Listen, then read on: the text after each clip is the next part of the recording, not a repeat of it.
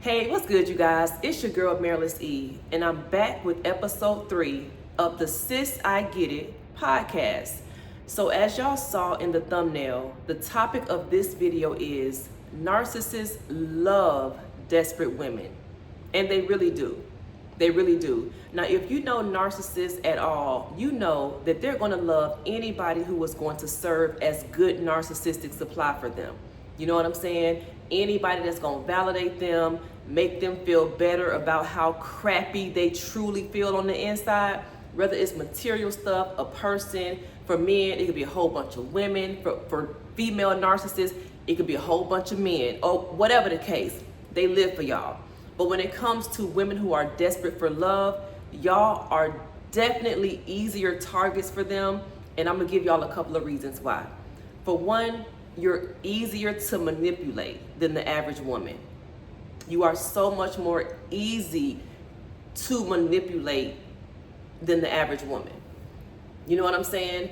There are things that they can do with y'all that they couldn't do with a woman who is like myself, wanting love but not willing to settle for it.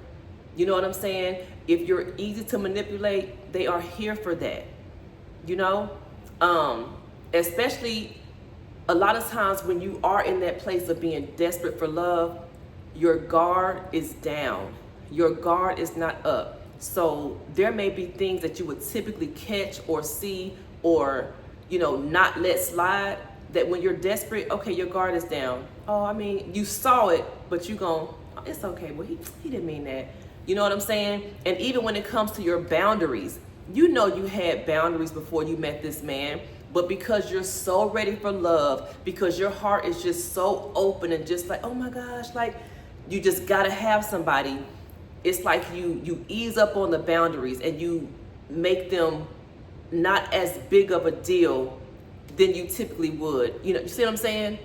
So they love y'all because y'all can be manipulated. And even when it comes to dating, you'll see red flags and know it's a red flag, but because, like I said, you're so desperate to love and be loved, they can play in your face and you're gonna paint those red flags green. If it was a regular, if you were really thinking straight, if you weren't desperate, you wouldn't accept. Let me give you an example. Say a man taking days to respond to a text message.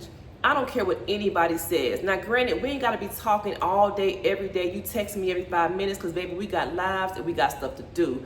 But for you to text him and he goes days without responding, that would typically, in most cases, be a red flag. Like, okay, what's going on? You ain't running no Fortune 500 company, bro. Like, what you doing? But again, because you're desperate, and this is just an example, he can go days without texting and pick back up and you just, oh, hey, you let it slide. You see what I'm saying? To me, that's a red flag. But when you're desperate, you tend to paint those red flags green. It happens all the time. When you're desperate for love, they can play with you because a lot of times your guard is down. Your guard is down. Now, I know that in love, you have to be vulnerable to some degree. But when you're desperate, it's like a different kind of vulnerability. Like you just super open to get hurt and played with and tried and manipulated, like I said. Again, you paint red flags green. Your boundaries, you ease up on the boundaries. It's not that bad. You letting stuff slide that you wouldn't typically let slide, and they be here for that. And that's how a lot of women end up with, and I'm not trying to be funny, but end up with babies they don't want. They end up with narcissistic men who they come in love bombing you, and instead of you thinking like, well, okay, why is he so okay, you calling me beautiful, okay, that's cool, but when they overdoing stuff, you don't catch it because it's like, oh my gosh, like, oh, he sent me flowers and he calls me every 30 minutes, he calls me every hour on an hour, and some would say, girl, what's wrong with that? I get wanting to be with somebody and dating and trying to get to know somebody, but you have to know the difference when it comes to them love bombing you. Some stuff, when you think about it, it's like, he likes me, I like him too, but some stuff is just too much. But desperation, they live for it. Desperation will lead you right into the arms of a narcissist who is love bombing the heck out of you. And you thinking, oh, he loves me, he wants to marry me. Girl, y'all been knowing each other 3 weeks and he want to marry you already? That's a red doggone flag. And that's love bombing.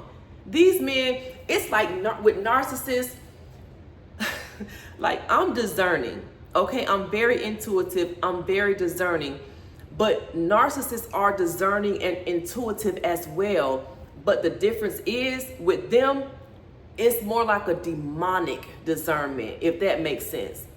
They can, just like sharks, blood in the water, they can sense it. They can sense that desperation. They can sense, you ain't even gotta say it out your mouth. They can tell that woman who longs to be married, who longs to have kids and have a family. They can sense all of that. They can discern all of that. So you think that him coming in, giving you flowers and showering you with gifts and trying to buy you a ring, like I said, after 3 months, after 3 weeks, after 2 months, you think that's all because you just that chick. Oh, he want to marry me. Girl, he is love bombing you and he is setting you up for the kill. I'm just saying. So ladies, be careful. I'ma always say it. Don't ever get it twisted when it comes to me. I have a heart as well. I'm a woman as well. I'm 42. I'm happily single and thriving, but I would love to love a man and be loved sincerely in return. But it's certain things I'm not gonna do. My eyes are still open. My guard is still up, and I still got discernment when it comes to dating anybody. I don't care how fine you are, how many gifts you try to give me. And I'm the type of person, for one, have y'all heard of like the 5 love languages? Receiving gifts is one of them. And that's never been me. Okay, you can buy me something that's cute, but I've never been, oh my God, like, can you buy, a Pandora bracelet? Oh, you got me the ear. Girl, like, I've never been that way. But again, as much as I want love, I'm still looking and raising my brow when it comes to certain stuff, because you're not going to play with me. Like, you're not going to play in my face. You're not going to manipulate me, and you're not going to have me put my guard from here to, no, it's going to remain up. It has nothing to do with bitterness, nothing to do with, again, not wanting love, because I do. But girl, don't be desperate. Do not be so desperate for love that you get reeled in by a demonic narcissist. And they are all demonic. They're demons in human form. And I don't care what anybody says. So that's it, girl. Just be careful, because they love y'all. Whoever you are, if you know you desperate for love, they here for y'all. They here for y'all. And it's not going to end well. I'm just telling you what I know. And I know because I've seen it. I've been there. I've done that. I know narcissists. So whatever you do, keep your heart open, but keep that guard up. Keep that discernment up. Don't allow somebody to come in and love bomb you and have you thinking it's something that it's not. Real tea, I know somebody who, she was so desperate, and she's a good woman.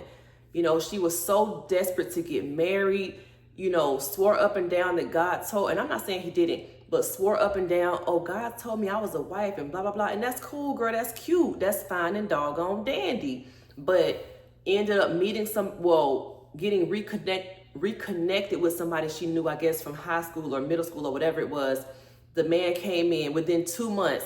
They taking trips. And again, all this stuff is cute, but they taking trips. He taking you to the museum. He's taking you out to eat every weekend and all this stuff.